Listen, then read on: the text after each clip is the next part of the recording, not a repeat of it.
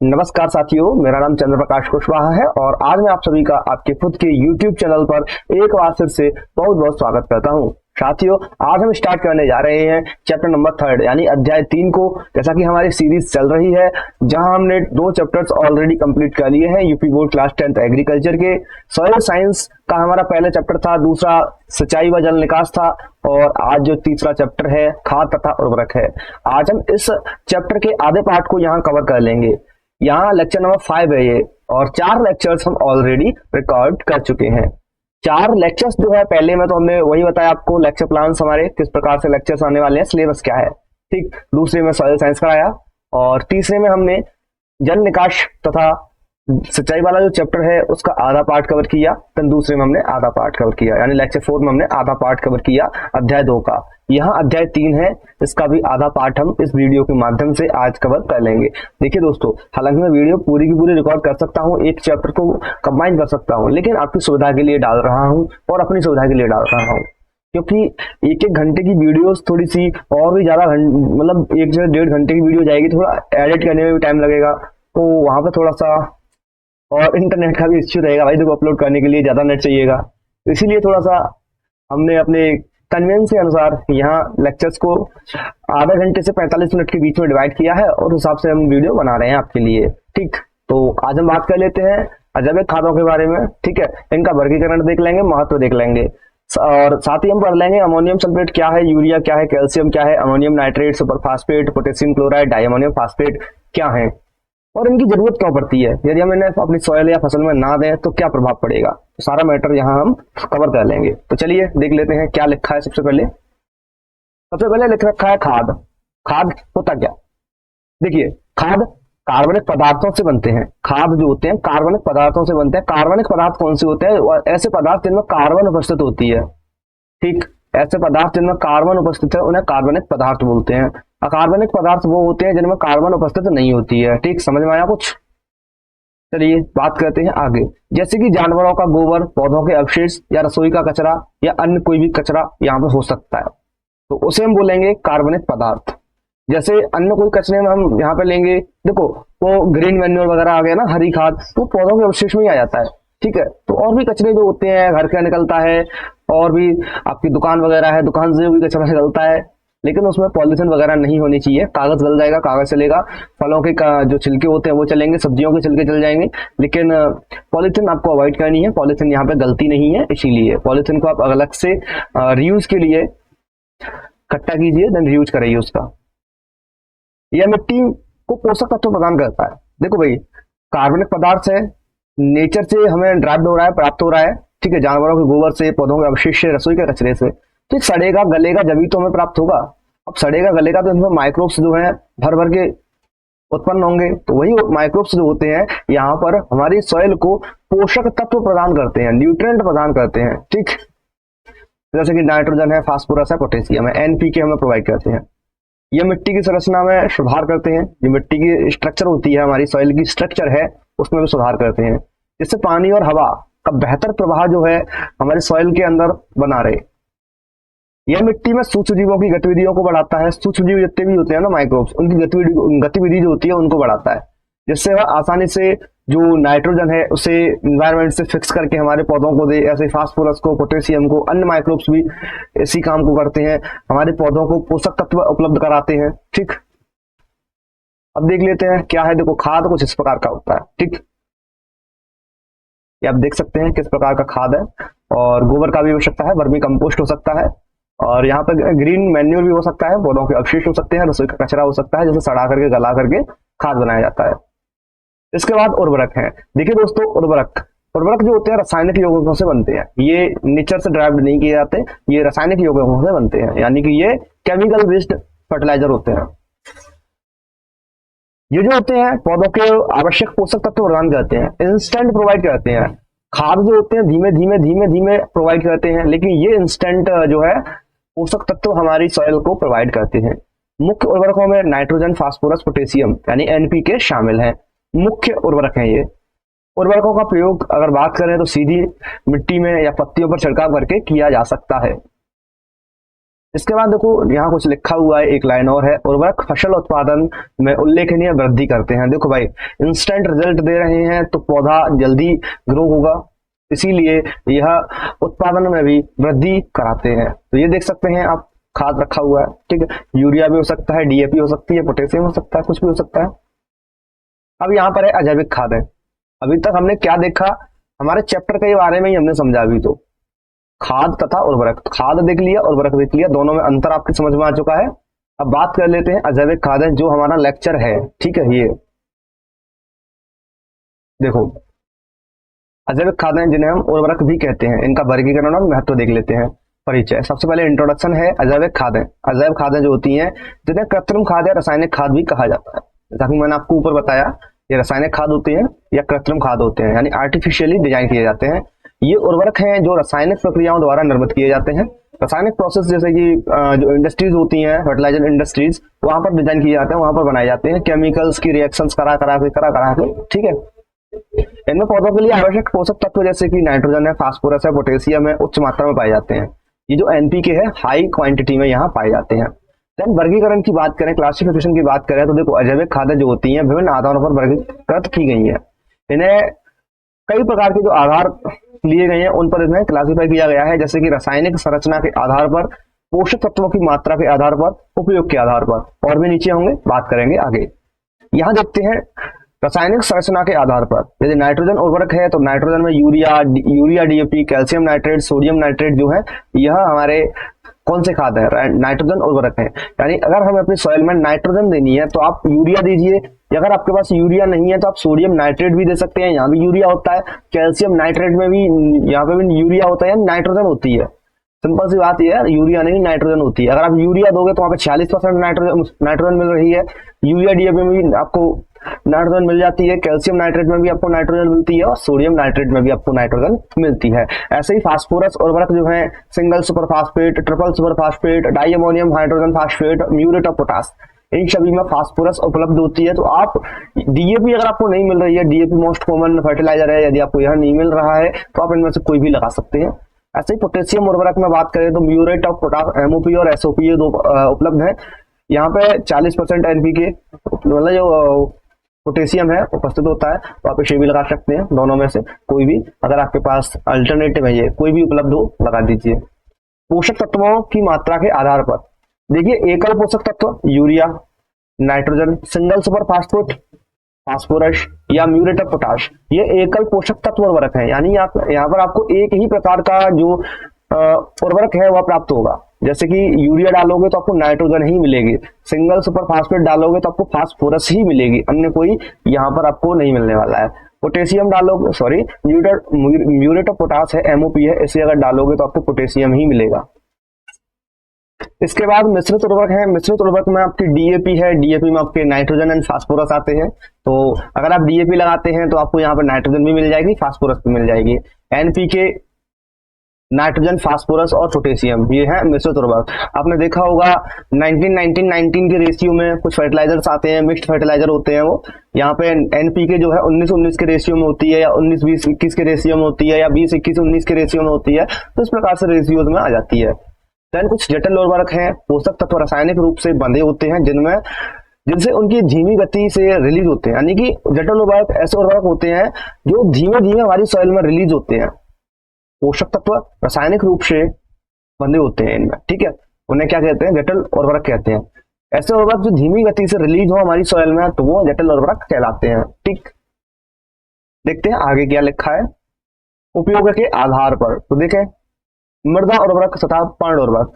मृदा उर्वरक ऐसे उर्वरक होते हैं जो उन्हें हम मिट्टी में लगाते हैं, डायरेक्टली मिट्टी में देते हैं, और पर्ण उर्वरक वे होते हैं जिन्हें हम पत्तियों पर छिड़क कर लगाते हैं, स्प्रे करके लगाते हैं। ठीक, अब बात करते हैं इंपोर्टेंस या महत्व के बारे में, सिग्निफिकेंस के बारे में। तो अजैव खादों का प्रयोग या उपयोग फसल उत्पादन बढ़ाने, मिट्टी की उर्वरता में सुधार करने, किसानों की आय में वृद्धि करने के लिए बेहद जरूरी है और बेहद महत्वपूर्ण भूमिका यहाँ निभाता है। इनके कुछ प्रमुख महत्व यहाँ निम्नलिखित हैं, लिखे हुए हैं। चलिए बात कर लेते हैं। पोषक तत्वों की पूर्ति। अजैविक खादें जो होती हैं पौधों को आवश्यक पोषक तत्व प्रदान करती हैं, जैसे नाइट्रोजन, फास्फोरस और पोटेशियम। उच्च मात्रा में प्रदान करती हैं इन चीजों को। ये पोषक तत्व पौधों की वृद्धि, विकास, प्रजनन के लिए बेहद आवश्यक होते हैं। पौधों की वृद्धि के लिए, विकास के लिए, प्रजनन के लिए बेहद आवश्यक है सारे के सारे पोषक तत्व, चाहे वो नाइट्रोजन हो, फास्फोरस हो, पोटेशियम हो, कैल्शियम हो, मैग्नीशियम हो, कुछ भी हो भाई, सभी जरूरी है।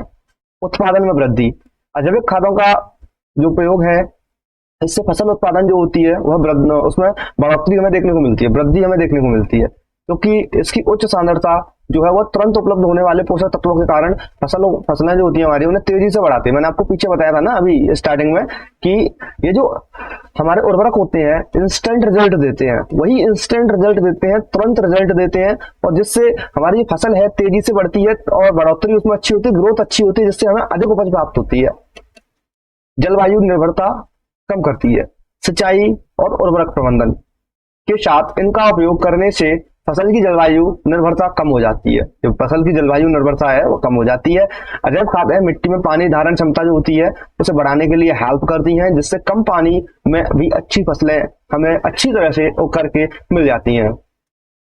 मृदा की उत्पादकता, अजैविक खादें जो होती हैं मृदा की उर्वरता को बढ़ाती हैं और फसल की गुणवत्ता को सुधारती हैं।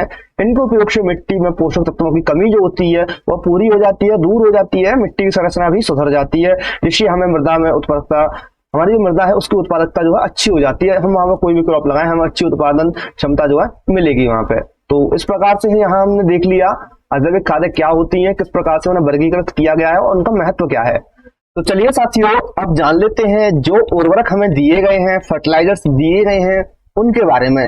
जैसे कि पहला फर्टिलाइजर हमें अमोनियम सल्फेट दिया गया है, तो उसका जो केमिकल स्ट्रक्चर है या रासायनिक संरचना है उसके बारे में सबसे पहले जान लेते हैं। तो यहाँ आप देख सकते हैं NH4 का होल ट्वाइस SO4, यहाँ इसका जो फॉर्मूला है, संरचना है वो हमें दी गई है। आप इसे ऐसे भी लिख सकते हैं, NH2 यहाँ आप लिख दीजिए एक तरफ और SO4 यहाँ बीच में डाल दीजिए और फिर से आप यहाँ NH2 लिख सकते हैं। तो इस प्रकार से भी आप इस फॉर्मूले को लिख सकते हैं। भौतिक गुण इसके देखो, सफेद क्रिस्टलीय ठोस होता है ये और पानी में घुलनशील होता है, यानी पानी में आसानी से घुल जाता है, सफेद होता है रंग में। पोषक तत्व की बात करें तो इसमें नाइट्रोजन 24% पाई जाती है और सल्फर भी इसमें 24% पाई जाती है। अब बात करते हैं उपयोग की, हमें किन किन फसलों में इसका उपयोग करना चाहिए वह यहाँ पे लिखा हुआ है। जैसे कि अनाज वाली फसलों में इसका उपयोग जो है उपयुक्त माना गया है, हो जाता है। धान गेहूं में आप लगा सकते हैं, ज्वार में लगा सकते हैं, और भी जितनी भी अनाज वाली फसलें हैं आप यूज कर सकते हैं, कोई दिक्कत नहीं है। मिट्टी में सल्फर की कमी है आपकी में तो आप इसे यूज कर सकते हैं। अम्लीय प्रकृति की आपकी मिट्टी है तो यह मिट्टी के पीएच को भी कम कर सकता है, तो आप इसे वहां पर भी यूज कर सकते हैं। तो ये तो इसके उपयोग हो गए। अब लाभ क्या है, अपेक्षाकृत सस्ता होता है, भंडारण और परिवहन में आसान होता है। देखिए जो अदर फर्टिलाइजर्स होते हैं, आपको नाइट्रोजन के लिए यूरिया चाहिए होगा, हालांकि यूरिया बहुत सस्ता है, लेकिन DAP वगैरह होती है महंगी होती है, लेकिन यहाँ पे सल्फर है तो सल्फर भी नाइट्रोजन के मुकाबले थोड़ी सी महंगी होती है, तो आप इसका उपयोग करके दोनों की पूर्ति कर सकते हैं, एक ही से दोनों की पूर्ति हो रही है। तो अपेक्षाकृत सस्ता हो गया, भंडारण में आसानी से आप इसे भंडारण कर सकते हैं, स्टोर कर सकते हैं और इजीली इसे कैरी कर सकते हैं। नुकसान की बात करें तो देखो, अम्लीय प्रभाव मिट्टी के सूक्ष्म जीवों को नुकसान पहुंचा सकता है। देखो अम्लीय प्रकृति का होता है, मिट्टी के पीएच को कम कर सकता है, ऐसा यहाँ पे बताया गया है। और अगर आपकी मिट्टी जो है क्षारीय थी तो आप यहाँ इसका यूज कर सकते हैं, जिससे आपकी मिट्टी नॉर्मल हो सकती है। मैंने ऊपर आपको इस लाइन का थोड़ा सा अर्थ जो है गलत बताया था, मैंने खुद नहीं समझ पाया क्या कह रहा था वो, लेकिन मैं आपको बता देता हूँ। अम्लीय प्रकृति की होता है ये, यदि आपकी मिट्टी जो है क्षारीय प्रकृति की है तो आप इसका यूज करके उसे नॉर्मलाइज कर सकते हैं। ठीक है, अम्लीय प्रभाव यहाँ आ गए नुकसान पे। अम्लीय प्रभाव जो है मिट्टी के सूक्ष्म जीवों को नुकसान पहुंचा सकते हैं। यदि आपकी मिट्टी क्षारीय नहीं है और आपकी मिट्टी एसिडिक में है तो आप और एसिड डालोगे और इस अमोनियम सल्फेट को डालोगे तो ये कैसा है, ये अम्लीय प्रकृति का है, तो वहां पे एसिड की जो है अमाउंट है उसे बढ़ाएगा, कंटेंट को इंक्रीज करेगा, तो वहां पर पीएच ज्यादा हो जाएगा, हमारा कम हो जाएगा, ज्यादा नहीं होगा, पीएच जो है कम हो जाएगा, जिससे जितने भी सूक्ष्म जीव हमारे माइक्रोब्स हैं उनको नुकसान पहुंचेगा, वो खत्म भी हो सकते हैं। उच्च नाइट्रोजन सल्फर अनुपात सभी फसलों के लिए उपयुक्त नहीं होता, तो इसीलिए इसका थोड़ा सा उपयोग हमें सॉइल टेस्टिंग के अनुसार करना चाहिए। हमें अपनी मृदा है उसका परीक्षण कराना चाहिए, फिर उसके बाद इसका यूज करना चाहिए। और दिखने में कुछ ऐसा दिखता है, ठीक है, दिखने में कुछ ऐसा दिखता है। अभी बात करेंगे यूरिया के बारे में, तो इसका रासायनिक फॉर्मूला आप यहाँ पर देख सकते हैं, CONH2 का होल ट्वाइस, CONH2 का होल ट्वाइस। फ्रेंड्स यहाँ पर हमने थोड़ी सी गलती कर दी। क्या गलती कर दी हमने? आपको यहाँ पर आपने देखा यहाँ NH4 रहना है, ठीक है, यहाँ NH4 रहना है, क्योंकि आप यहाँ देखिए 2 से अगर आप इसमें मतलब मल्टीप्लाई करेंगे तो 8 हो रही है, तो 8 भी तो यहाँ करनी है बैलेंस। 4 ये रही, 4 ये रही, 8 हो गई, और 2 नाइट्रोजन में जा रही है, तो एक नाइट्रोजन ये रही, एक नाइट्रोजन ये रही, तो इसे सुधार लीजिएगा, ठीक है, गलती है मेरी, माफी चाहूंगा, ठीक है। आगे बढ़ते हैं। यूरिया आप यहाँ पे देख सकते हैं CONH2 का होल ट्वाइस उसका फॉर्मूला होता है, रासायनिक संरचना होती है, और आप इसे ऐसे भी लिख सकते हैं NH2 CONH2, इस प्रकार से आप इसे देख सकते हैं, ठीक। यह भी रंग में सफेद होता है, यानी सफेद क्रिस्टलीय ठोस है, पानी में घुलनशील होता है। जब भी आप यूरिया अपने खेत में डालते हैं तो जब भी डालें तो चेक कीजिएगा, आप अपने हाथ की मुट्ठी में यूरिया लीजिएगा, देन उसे पानी में डाल करके निकाल लीजिएगा बाहर, देखिए कितनी तीव्र गति से वो घुल के जाता है नीचे, ठीक। इसमें जो पोषक तत्व है वह नाइट्रोजन पाया जाता है, और 46% नाइट्रोजन पाया जाता है, और केवल नाइट्रोजन ही यह प्रोवाइड करता है हमारा यूरिया, ओके। ये अन्य किसी भी पोषक तत्व को यहाँ नहीं देता है। उपयोग की बात करें तो विभिन्न प्रकार की जो फसलें होती हैं उनमें यूज किया जाता है, ठीक है, चाहे वो आपकी फल वाली हो, सब्जी की हो, अनाज वाली हो। दालें जो होती है उनमें थोड़ा कम यूज करते हैं, क्योंकि वहां दालें जो है वह खुद ही राइजोबियम बैक्टीरिया या एजोटोबैक्टर इनकी मदद से नाइट्रोजन जो है उसे फिक्स कर लेती है, नाइट्रोजन फिक्सेशन वहां हो जाता है, नाइट्रोजन स्थिरीकरण जो है वो वहां पर हो जाता है, इसीलिए दाल वाली में थोड़ा नहीं करते हैं, कम करते हैं, लेकिन करते जरूर है भैया, ठीक। उच्च नाइट्रोजन सामग्री तेजी से वृद्धि को बढ़ाता है। देखो, यदि हम उच्च नाइट्रोजन सामग्री अपने फसल में डालेंगे तो ग्रोथ जो है वो बहुत तेजी से बढ़ जाती है। गैर विषैला और उपयोग में आसान, ये कम विषैला होता है और उपयोग में आसान होता है, ठीक। लाभ क्या है? उच्च नाइट्रोजन सांद्रता में मिल जाती है, तुरंत उपलब्ध नाइट्रोजन करा देता है, विभिन्न प्रकार की मिट्टी और जलवायु के लिए अनुकूल है। नेक्स्ट है नुकसान। देखो, अपेक्षाकृत महंगा है। महंगा कैसे है? जो देखो, पहले कितना सस्ता आता था, 250 के तकरीबन आता था, अभी तो 350 के तकरीबन शायद हो चुका है, तो पहले के मुकाबले अपेक्षाकृत महंगा हो चुका है, थोड़ा महंगा आता है, लेकिन फिर भी अफोर्ड कर लेते हैं किसान, इसे खरीदते तो जरूर है, तो नुकसान इसका हमारे साथ तो नहीं है। लेकिन हाँ, यदि आप ओवर यूरिया दे रहे हैं, ज्यादा यूरिया दे रहे हैं, तो आपकी फसलों की पत्तियां जो है वह जल जाएंगी, तो ये इसका नुकसान हो सकता है, ठीक है। और ज्यादा आपने दे दिया फसलें तो भाई देखो सूखेंगी, जो पत्तियां वो तो जलेंगी तो जरूर, लेकिन उसमें थोड़ा पीलापना भी आपको देखने को मिल जाएगा, क्योंकि ओवर कोई भी चीज हो एक्सेस मात्रा में आप दोगे तो नुकसान ही करेगी वो, ठीक है। नमी अवशोषण के कारण भंडारण में कठिनाई हो सकती है। देखो, ये तुरंत नमी को अवशोषित कर लेता है। ऐसा पदार्थ है, यदि आपने अपने खेत में मतलब घर में ला करके स्टोर कर लिया, तो यदि आपके यूरिया जहां पर रखा हुआ है वहां पर थोड़ी सी भी नमी पहुंच गई ना, तो ये वहां पे तुरंत पिघलने लगता है। आपने जरूर देखा होगा यार, बरसात के मौसम में अगर आपने आपके घर में यूरिया वगैरह रखा होगा, बारिश हो रही है, तो देखना यूरिया का कट्टा उठा करके देखना, उसके नीचे नमी आपको दिखेगी, वो पिघलने लगता है तुरंत। नेक्स्ट है हमारा कैल्शियम। कैल्शियम पौधे के लिए बेहद आवश्यक है, क्योंकि यह एक माध्यमिक पोषक तत्व है। यह पौधों की कोशिका जो संरचना होती है, सेल वाल होती है, और कई जैविक प्रक्रियाएं जो होती हैं, फिजियोलॉजिकल एक्टिविटीज होती हैं प्लांट के अंदर, उनके लिए बेहद आवश्यक है। उन्हें एनहेंस करता है, यानी कि जो संरचना है उन्हें अच्छी बनाता है, सेल वाल के निर्माण के लिए जरूरी है, और जैविक प्रोसेस जितनी भी हो रही हैं, फिजियोलॉजिकल एक्टिविटीज हो रही हैं, उनके लिए भी जरूरी है। हालांकि यह प्राथमिक पोषक तत्वों NPK की तरह बड़ी मात्रा में जरूरी नहीं है कि आप इसे बड़ी मात्रा में लगाएं, यानी आवश्यक नहीं होता है। यानी कि आपको समझने की कोशिश कीजिए, यहाँ पे देखो, यूरिया के आप कट्टों डाल देते हैं अपने खेत में, DAP के कट्टे उड़ा देते हैं, और फास्फोरस के भी आप कट्टे खाली कर देते हैं, लेकिन कैल्शियम आपने कभी मतलब यूरिया का जितना बड़ा कट्टा होता है उतना बड़ा देते हुए देखा है? या तो हाफ में आता है, या इससे भी छोटा आता है, 10 किलो का एक पैकेट आता है, तो पैकेट छोटे छोटे आते हैं इसके, यूरिया तो बड़े बड़े पैकेट आते हैं। थोड़ा कम मात्रा में हमें इसकी जरूरत पड़ती है, क्योंकि ये थोड़े कम से काम चल जाता है इसमें, ऐसा नहीं है यूरिया की तरह आपको ट्रक भर के डालना होगा, नहीं है। फिर भी इसकी जो कमी है फसल वृद्धि, उपज और गुणवत्ता को प्रभावित कर सकती है, यानी इसकी कमी यदि आपने नहीं दिया है तो आपको फसल की वृद्धि में कमी देखने को मिलेगी, उपज आपको कम मिलेगी, गुणवत्ता भी आपकी डाउन हो सकती है। देन कैल्शियम के लाभ हैं, कोशिका भित्ति की मजबूती हो जाती है कैल्शियम की मदद से। कैल्शियम कोशिका भित्ति को मजबूत बनाने में मदद करता है, जिससे पौधे सीधे खड़े रहते हैं और तनाव सहन करने में सक्षम हो जाते हैं। यह विशेष रूप से फलों के लिए महत्वपूर्ण है, जो कैल्शियम की कमी के कारण भंडारण और परिवहन के दौरान सड़ने का खतरा होता है। रोग प्रतिरोधक क्षमता में वृद्धि। मजबूत कोशिका भित्ति रोग जनकों के लिए प्रवेश को रोकने के लिए हेल्प करती है, जिससे पौधों को रोगों से बचाव हो जाता है, पौधों को रोग से बचा लेती है ये। फलों की गुणवत्ता में सुधार। कैल्शियम फलों को मजबूत और कुरकुर बनाता है और भंडारण और परिवहन के दौरान उनकी सेल्फ लाइफ को बढ़ा देता है।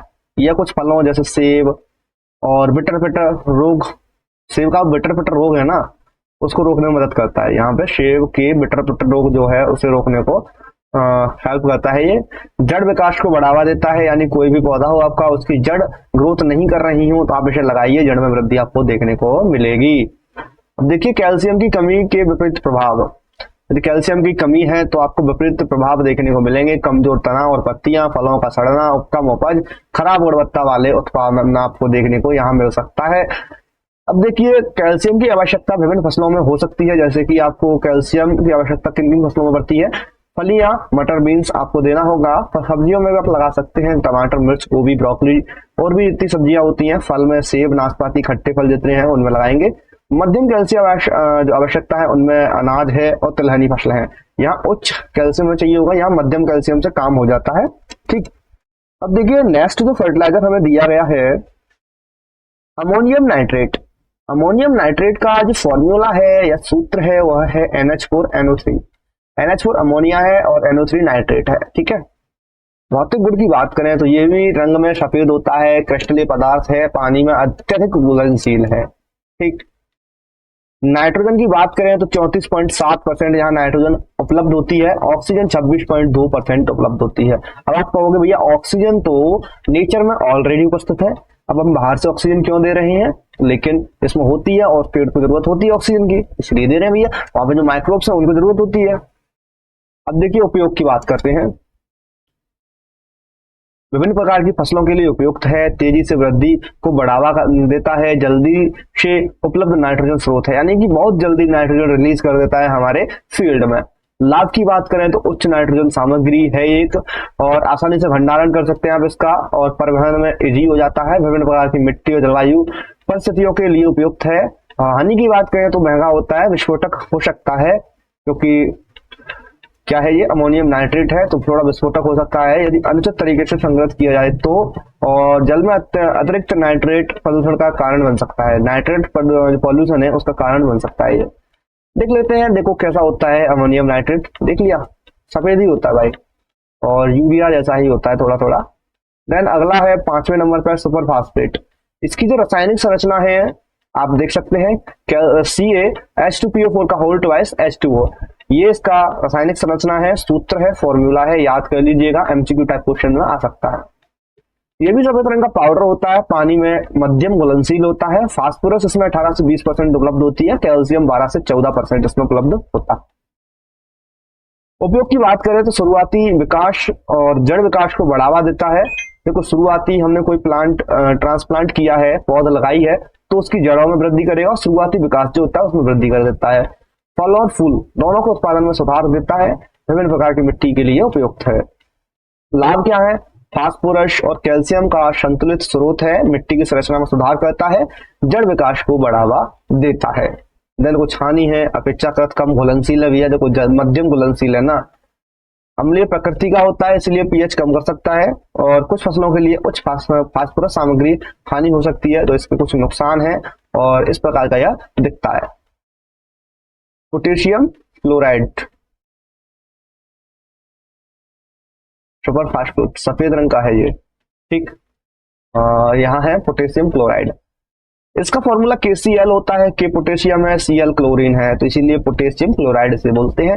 ये भी सफेद रंग का क्रिस्टलीय ठोस है, पानी में अत्यधिक घुलनशील है। पोटेशियम इसमें 50% मिलता है, क्लोरीन 47% मिलता है। उपयोग की बात करें तो यहाँ पर विभिन्न प्रकार की फसलों में आप इसका यूज कर सकते हैं। रोग प्रतिरोधक क्षमता जो होती है उसे बढ़ावा देता है, और सूखा प्रतिरोधी फसलों के लिए बेहद जरूरी है। फलों की गुणवत्ता और भंडारण में सुधार करता है, उनकी सेल्फ लाइफ को इंक्रीज कर देता है। लाभ की बात करें तो उच्च पोटेशियम सामग्री यहाँ हमें मिल जाती है, आसानी से भंडारित हो जाता है, परिवहन में इजी होता है, विभिन्न प्रकार की मिट्टी और जलवायु परिस्थितियों के लिए उपयुक्त है। क्लोरीन जो है हानि बात कर रहे हैं हम लोग, क्लोरीन संवेदनशील फसलों के लिए हानिकारक हो सकता है। भाई देखो जितनी संवेदनशील फसल है उनके लिए हानिकारक हो सकता है। मिट्टी में सोडियम का स्तर भी बढ़ा सकता है। तो इसकी कुछ हानियां ये थी और इस प्रकार का ये हमें दिखता है। अब नेक्स्ट जो फर्टिलाइजर है वह है हमारा डाई अमोनियम फास्फेट, इसे DAP बोलते हैं। रासायनिक संरचना जो है NH4 का होल ट्वाइस HPO4 होता है। भौतिक गुण सफेद क्रिस्टलीय ठोस होता है, पानी में अत्यधिक घुलनशील है। नाइट्रोजन इसमें 18% होती है, फास्फोरस 46% होता है। देखो सफेद कह रहे हैं लेकिन थोड़ा सा ब्राउन कलर का होता है। ठीक, आपने DAP देखी होगी, डाई देखी होगी ना, वही है। उपयोग की बात करें तो शुरुआती विकास और जड़ विकास को बढ़ावा देता है, फूल और फल उत्पादन में सुधार करता है, विभिन्न प्रकार की मिट्टियों के लिए उपयुक्त है। अब वे कहाँ जा रहे हो भैया जी, कहाँ कहाँ कहाँ, नीचे आओ।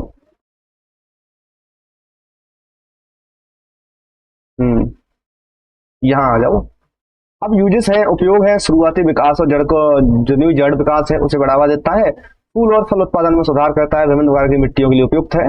लाभ है, नाइट्रोजन और फास्फोरस जो है उसका संतुलित स्रोत है, आसानी से भंडारण कर सकते हैं आप, इसे स्टोर कर सकते हैं, परिवहन में इजी है और विभिन्न प्रकार की फसलों के लिए उपयुक्त होता है। हानि की बात करें तो अपेक्षाकृत महंगा होता है, अम्लीय प्रकृति का होता है, इसलिए मिट्टी के पीएच को भी कम कर सकता है। और यहाँ है उच्च नाइट्रोजन फास्फोरस अनुपात सभी फसलों के लिए उपयुक्त नहीं होता है, तो आपको हिसाब से देना होगा। भाई देखो उच्च नाइट्रोजन जो है हर किसी फसल में हम लोग नहीं लगा सकते, तो नुकसान हमें देखने को मिल सकता है। और इस प्रकार के कलर का होता है, वहाँ सफेद दिया है। देखो हमने इंटरनेट पर खोजा, तमाम आर्टिकल्स देखे, तब हमने जाकर के इस कंटेंट को निकाला है और वहां पर जो जानकारी दी गई थी सफेद है, लेकिन आप उसे ध्यान रखिएगा। आपने DAP देखिए ये किस रंग की होती है, थोड़ा ब्राउनिश होता है, मटीले कलर की होती है ना। तो फ्रेंड्स इतना ही था इस लेक्चर में, हमने यहाँ पर कवर कर लिया है। क्या कवर कर लिया है? अध्याय 3 का आधा पार्ट, लेक्चर 5 अजैविक खादें उर्वरक जिन्हें कहते हैं उनका वर्गीकरण पढ़ लिया है, महत्व क्या है ये पढ़ लिया है। Ammonium sulphate, urea, calcium, ammonium nitrate, super phosphate, potassium chloride, di ammonium phosphate, DAP, इनके बारे में हमने अध्ययन कर लिया है, डिटेल अध्ययन कर लिया है। जितना हमारी परीक्षा में आने थे क्वेश्चन इन्हीं में से फ्रेम होंगे और कहीं से आपके प्रश्न नहीं आने वाले हैं। यहीं से आपके शॉर्ट, वेरी शॉर्ट या लॉन्ग बनेंगे, यहीं से बनेंगे और जो भी MCQ टाइप क्वेश्चन बनेंगे वो यहीं से बनेंगे। देखिए टेंशन मत लीजिए, 3 मॉडल प्रश्न पत्र भी आपको मैं कराऊंगा लास्ट में। पहले 27 लेक्चर जो है हमारे सिलेबस के हैं, देन 3 लेक्चर जो है हमारे मॉडल प्रश्न पत्र है, यानी टोटल 30 लेक्चर में हम इस सीरीज को खत्म करेंगे। ठीक, तो फ्रेंड्स अगर वीडियो में कुछ भी समझ में आया हो तो आप वीडियो को रिवाइंड करके देख सकते हैं।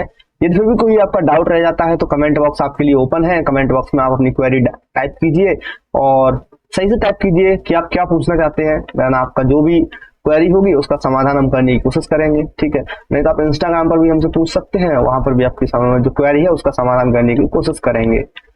देखिए यहाँ पर एक छोटा सा नोट लिख रखा है आपके लिए, यदि आप हमारे चैनल को सब्सक्राइब कर लेते हैं CP Singh official agri master को, तो आपको वैल्यूएबल इनसाइट गाइडेंस मिल सकता है हमारे द्वारा एग्रीकल्चर एंड एजुकेशन सेक्टर में। इसलिए आप हमारे चैनल को सब्सक्राइब कर लीजिए और मिस मत कीजिए daily free live classes, recorded videos, free test, PDF notes जितने भी हमारे वेबसाइट्स और टेलीग्राम चैनल, व्हाट्सएप चैनल पर अवेलेबल हैं डाउनलोड करने के लिए। और लाइक, कमेंट, शेयर कर सकते हैं यदि आपको हमारा चैनल बहुत ज्यादा प्यारा लगा है तो, और वीडियो अच्छी लगी है तो, और अपना प्यार जो भी हमारे चैनल के प्रति दिखाएं और चैनल को सब्सक्राइब करने के बाद वीडियो को शेयर कर दीजिएगा। जितनी भी प्लेलिस्ट हमने डाल रखी है उस प्लेलिस्ट को शेयर कर दीजिए अपने मित्रों के साथ जो भी क्लास 10th के हैं और एग्रीकल्चर सब्जेक्ट उन्होंने ले रखा है। तो ठीक है भैया, अब मिलेंगे आपसे नेक्स्ट वीडियो में, तब तक के लिए जय हिंद, जय भारत।